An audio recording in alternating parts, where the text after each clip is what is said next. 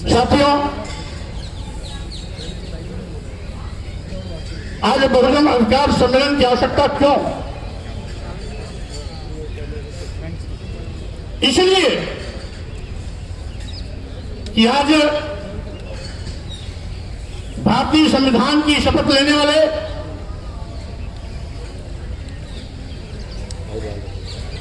प्रधानमंत्री और देश के मुख्यमंत्रीगण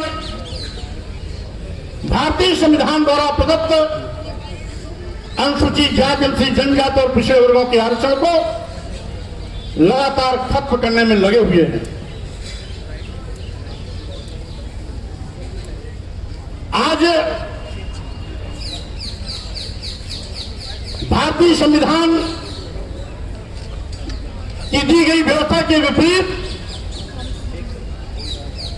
सत्ता के मद में चूर सत्तानशील लोग अप्रत्यक्ष रूप से यथास्थितिवाद को बढ़ावा दे रहे हैं, मनोवाद को बढ़ावा दे रहे हैं। आज आरक्षण पर डकैती डाली जा रही है। संविधान को निष्प्रभावी और शून्य किया जा रहा है।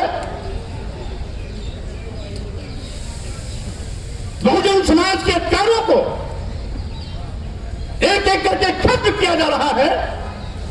इसलिए आवश्यकता है बहुजन अधिकार सम्मेलन। हम नारा देते रहे, हर जोड़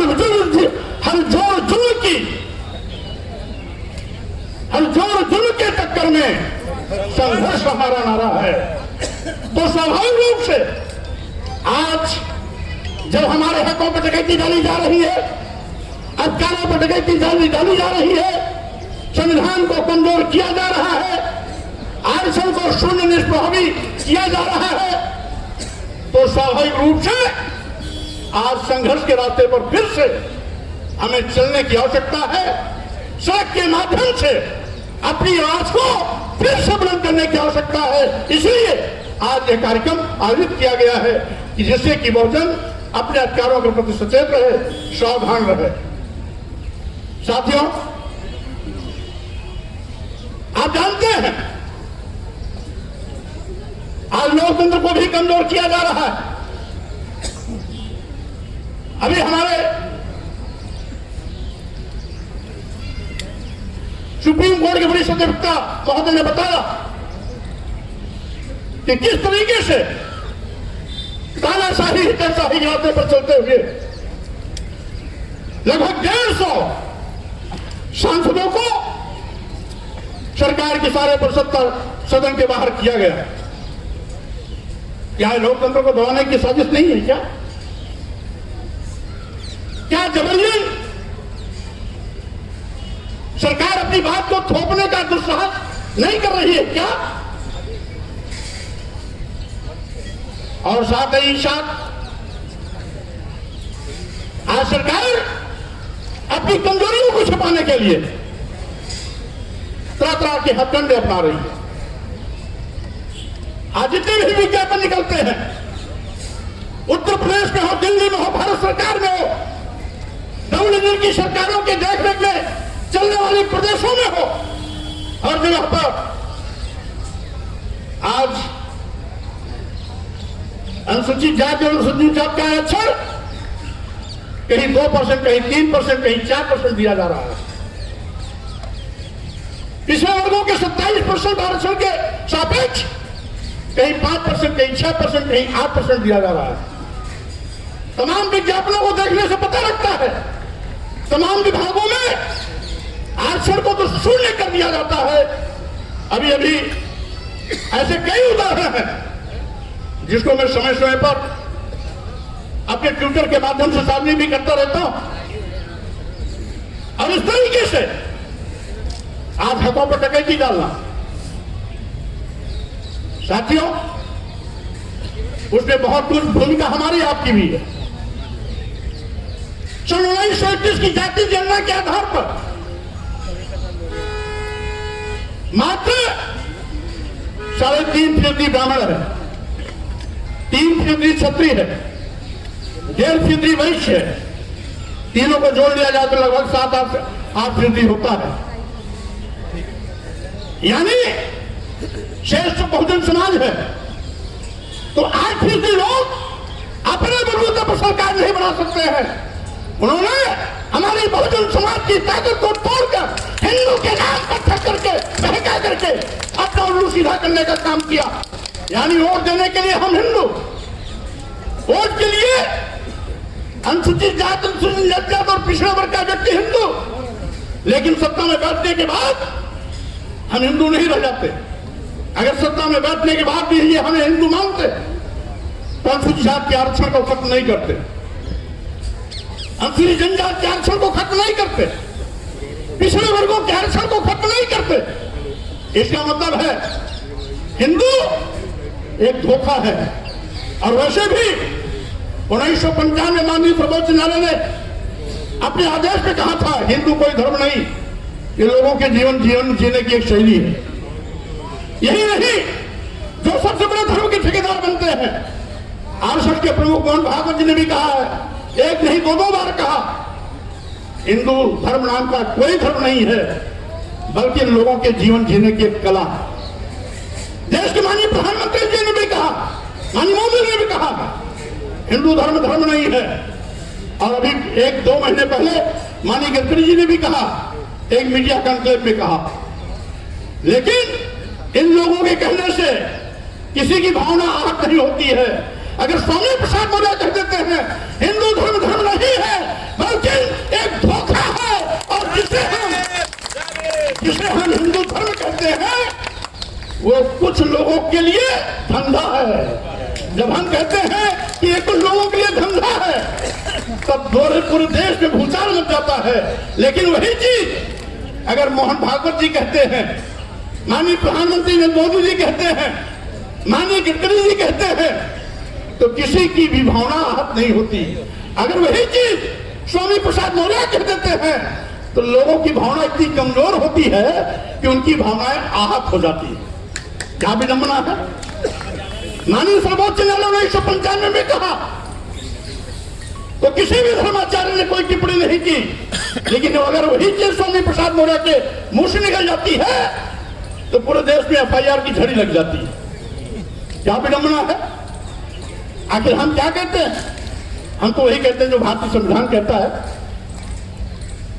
अनुच्छेद 14 में सबका स्पष्ट है कि वर्ण, धर्म, वर्ण, जाति, लिंग, जन्म स्थान के आधार पर किसी के साथ कोई भेदभाव नहीं किया जा सकता। अगर भेदभाव नहीं किया जा सकता तो सत्ता में बैठे हुए लोग आज खुल्ला हमारे साथ सत्ता व्यवहार क्यों कर रहे हैं?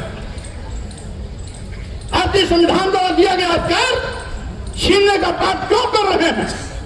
आरक्षण खत्म क्यों कर रहे हैं? संविधान को निष्प्रभावित क्यों कर रहे हैं? लोकतंत्र को खत्म करने का दुस्साहस क्यों कर रहे हैं? और यही नहीं, ये तो देश को बेचने का भी पाप कर रहे हैं। साथियों, आज सही मायने में जब से डबल इंजन की सरकार वाले आए हैं, सरकारी नौकरियां गायब हो गई। आज देश के नौजवान बेरोजगारी का दंड झेल रहे हैं। करोड़ों नौजवानों को आज बेरोजगारी का सामना करना पड़ रहा है। उनके सामने रोटी का संकट है, उनके सामने पेट की रोटी की भूख है। अभी पार्लियामेंट में जो घटनाक्रम घटित हुई वो भाजपा के सांसद के पर्ची पर ही उनकी प्रवेश हुई थी, लेकिन उसके बावजूद भी उन लड़कों ने जो भी किया सदन के अंदर और बाहर, ये हो सकता है तरीका उनका गैर कानूनी रहा हो, अलोकतांत्रिक रहा हो, संविधान की मर्यादा के विपरीत रहा हो, लेकिन जो बात भर के आई है उसके आगे भी कहीं न कहीं बेरोजगारी रही है, उनके पेट की भूख रही है, वो रोटी की तड़पन रही है, जो पार्लियामेंट इस तरह से करने के लिए उनको मजबूर किया है।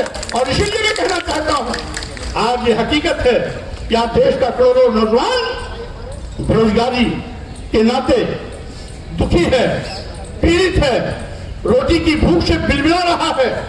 मरता क्या न करता। जब आदमी रोटी के लिए अंतिम सांसें लेता रहता है तो उसे कानून नहीं दिखाई पड़ता है, उसे आदर्श नहीं दिखाई पड़ता है। और इसलिए मैं कहना चाहता हूं साथियों, आज तस्वीर है पूरे देश की। आज जिन विभागों में नौजवानों को सरकारी नौकरियां मिलनी चाहिए, जिन विभागों में नौजवानों को सरकारी नौकरी मिलने की उम्मीदें थी कि आज नहीं तो कल यहां हमें सरकारी नौकरी मिल सकती है, उन विभागों को यह सरकार बेचने का पाप कर रही है। देश के सारे बंदरगाह बेच दिए गए, एयरपोर्ट बेच दिया गया, एयर इंडिया बेच दिया गया, सारे रेलवे स्टेशन बेच दिए गए, कई दर्जन ट्रेन अपने चहेतों को दे दिया गया। LIC जैसी बड़ी संस्था जिसमें लाखों लाख लोग काम करते हैं, उसको भी अदानी के हवाले कर दिया गया। क्यों? क्या रिश्ता है देश के सत्ता सीट पर बैठे हुए लोगों का और अदानी का, अंबानी का क्या रिश्ता है? मैं कहना चाहता हूं, क्या करोड़ों करोड़ों नौजवानों की भूख, उनकी बेरोजगारी अदानी और अंबानी सामने क्या कोई महत्व नहीं रखती क्या? यही नहीं, अभी हमारे कुछ वक्ता साथी कह रहे थे तो सरकारी विभाग न रहेगा बांस न बजेगी बांसुरी, न रहेगा बांस न बजेगी बांसुरी, न रहेगा सरकारी विभाग, न मिलेगी नौजवानों को सरकारी नौकरी। इसलिए इसी तर्क पर इन्होंने तो अभी बेचने का नमूना पेश किया है।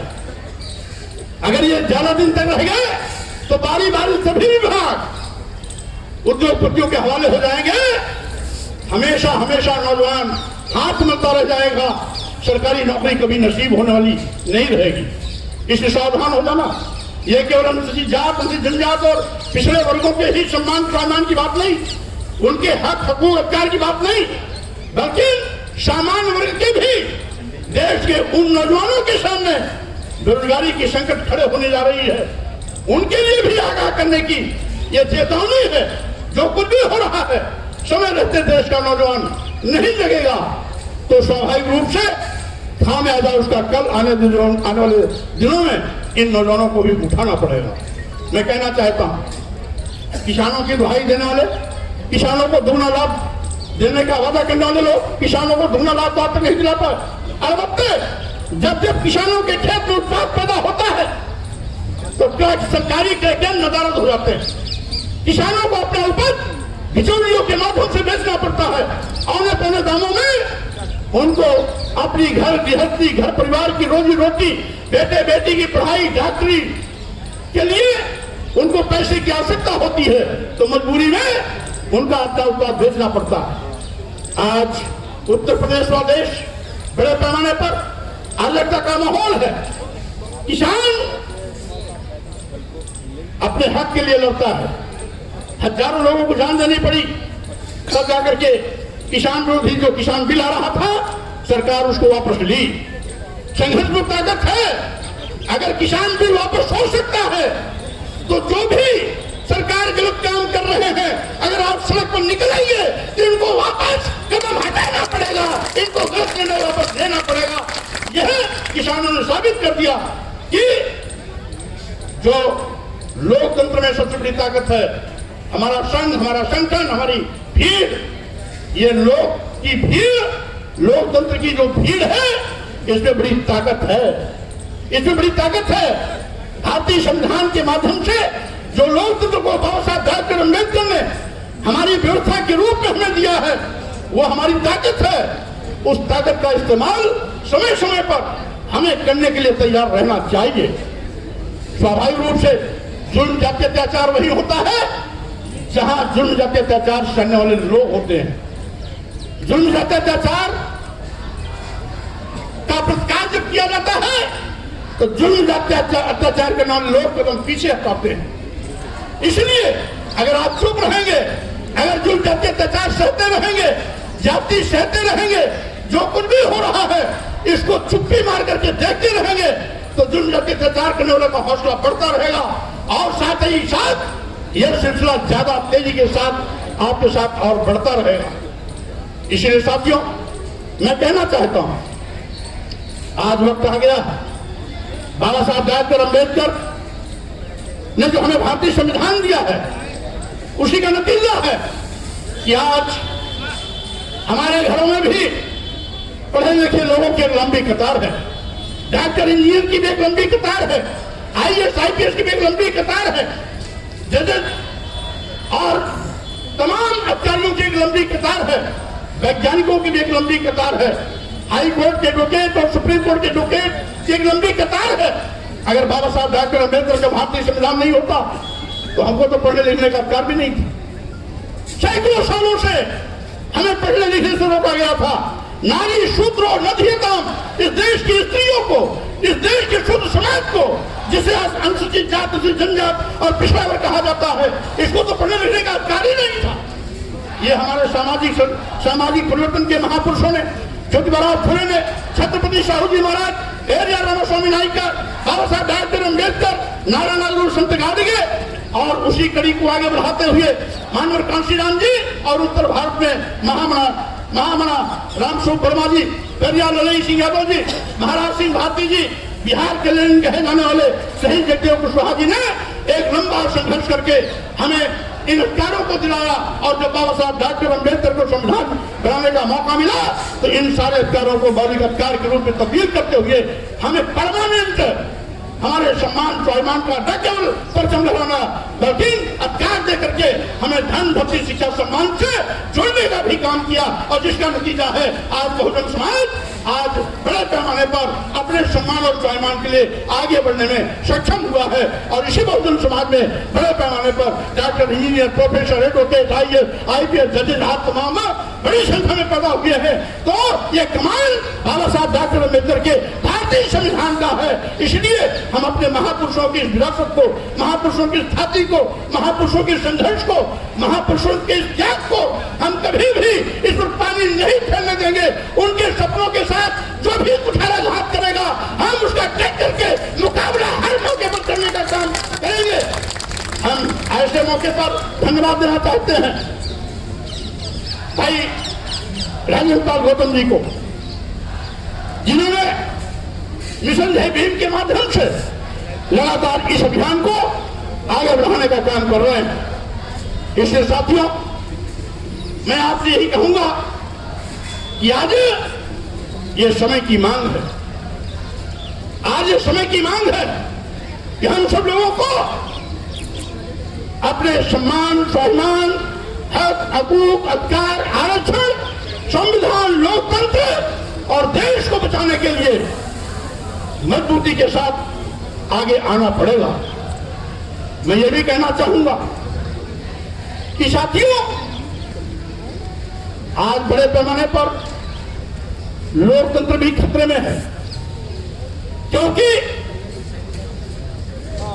हमने उत्तर प्रदेश का भी 2022 का विधानसभा चुनाव देखा, जिसमें 403 विधानसभाओं में से बैलेट पेपर वोटिंग में 309 सीटों पर समाजवादी पार्टी आगे थी, मात्र 94 सीटों पर भाजपा नंबर 1 आई थी। लेकिन जब ईवीएम मशीन की गिनती हुई तो आंकड़ा बदल गया। अभी राजस्थान, मध्य प्रदेश, छत्तीसगढ़ में बैलेट पेपर वोटिंग की गिनती में 2/3 सीटों पर कांग्रेस नंबर 1 थी, लेकिन जब ईवीएम मशीन की गिनती की शुरुआत होती है तो ठीक आंकड़ा ठीक उल्टा हो गया। आखिर क्या करना है? मतदाताओं का रुझान तो बैलेट पेपर वोटिंग से भी हो जाता है। बैलेट पेपर वोटिंग में राजस्थान, छत्तीसगढ़, मध्य प्रदेश के कांग्रेस नंबर 1, तो ईवीएम मशीन में भाजपा नंबर 1 कैसे? उत्तर प्रदेश के विधानसभा चुनाव में 403 में से 309 सीटों पर Samajwadi party ballot paper voting में नंबर 1, तो ईवीएम की गिनती में भाजपा भारी कैसे हो जाती है? तो कहीं न कहीं दाल में काला है, कहीं न कहीं दाल में काला है। इसलिए पूरी दाल काली हो गई। हमारे कुछ साथी कह रहे हैं, सही बात कह रहे हैं कि आज ईवीएम लोकतंत्र के लिए अभिशाप बन गई। यह जीत जो छत्तीसगढ़, मध्य प्रदेश, राजस्थान में हुई है, ये मोदी जी की जीत नहीं है, ये भाजपा की जीत नहीं है, ये मोदी जी के कल्याणकारी योजना की जीत नहीं है, ये जीत ईवीएम के तिकड़म की है। और ये जीत ईवीएम के तिकड़म की है, तो इसलिए तिकड़म खत्म हो तभी संभव है जब ईवीएम का इस्तेमाल खत्म हो।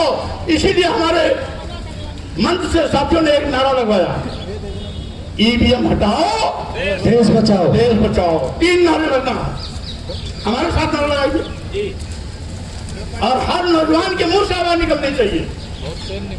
तो 3 नारा होगा, ईवीएम हटाओ, देश बचाओ, ईवीएम हटाओ, संविधान बचाओ, ईवीएम हटाओ, लोकतंत्र बचाओ, ईवीएम हटाओ, देश बचाओ, ईवीएम हटाओ, देश बचाओ, ईवीएम हटाओ, देश बचाओ। अब एक नारा और लगेगा, बैलेट पेपर, ईवीएम हटाओ, बैलेट पेपर लाओ, ईवीएम हटाओ, बैलेट पेपर लाओ, ईवीएम हटाओ। बैलेट पेपर लाओ। इन्हीं शब्दों के साथ में मैं आप सभी लोगों को बहुत धन्यवाद देता हूं। भाई राजेंद्र पाल गौतम जी को बहुत शुभकामना बधाई इसलिए देता हूं कि अभियान आपका जो लगातार चल रहा है, आज नहीं तो कल इस आपके अभियान का करिश्मा जरूर देश को मिलेगा। इन्हीं शब्दों के साथ मैं अपनी बात को ध्यान देते हुए आपसे विदा लेता हूं। जय भीम, जय भारत, जय समाजवाद।